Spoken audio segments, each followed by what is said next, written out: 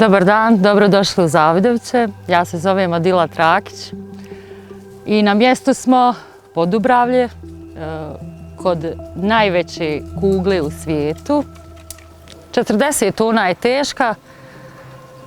Znači, čovjek je došao prije 7 godina iz Italije i kupio je taj posjed tu.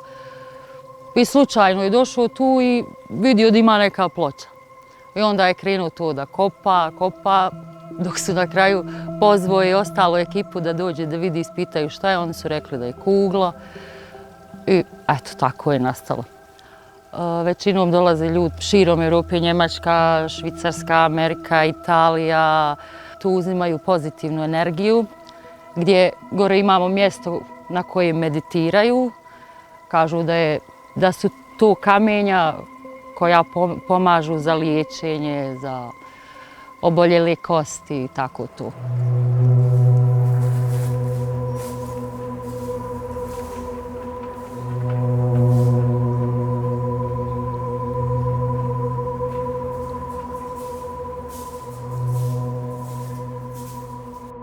Ja sam Sova Keserović, pozdravljam sve vas na ovom kanalu. Igrom slučajno sam pronašao ovu kuglu tu na mom terenu. Tu je bilo sve zatrpano brdo, tu je raslo drveće gore na njoj. Od to se vidjela tako malo ovaj dio tu. Pa sam mislio ploča, dok smo počeli, prašno ispalo iz zezanja stvar. I otkopali smo kuglu. Ja i moji par prijatelja, tako smo se zezali, to je moj teren tu. Sad postala je neka vrsta zaštitnog znaka grada, dođu turisti.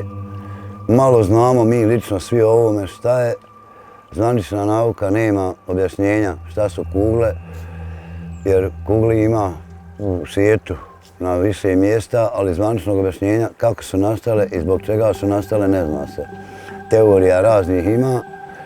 Ova ovdje bi trebala po svim pretpostavkama biti najveća na svijetu nađena, perfektnog je oblika, tako da dođu turisti, jednostavno eto, tako održavamo ovo, popravimo tu, pošto mi je pored kuće.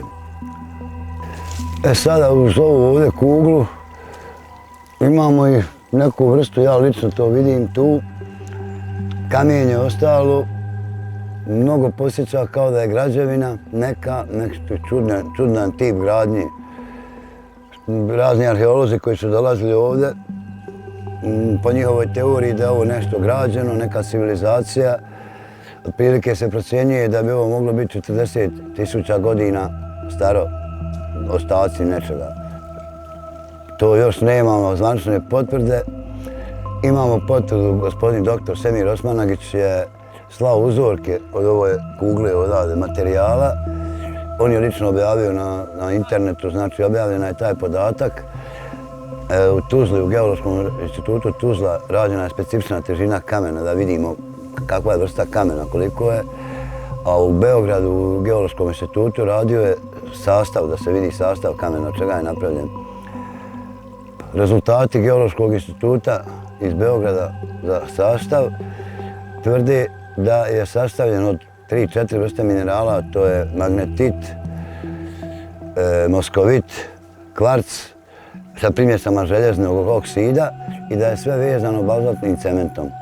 To je jedna vrsta cementa koja je nauka dokazala da je neko znao prije 10-20 tisuća godina upotrebljavati te cemente.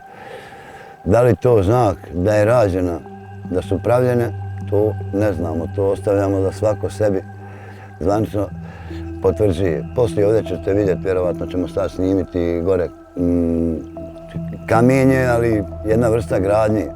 Nama možda malo čudne i nama ovdje, ali kada gledamo mi koji ne znamo, ne djeluje baš da je priroda mogla tako složiti, staviti kamenje.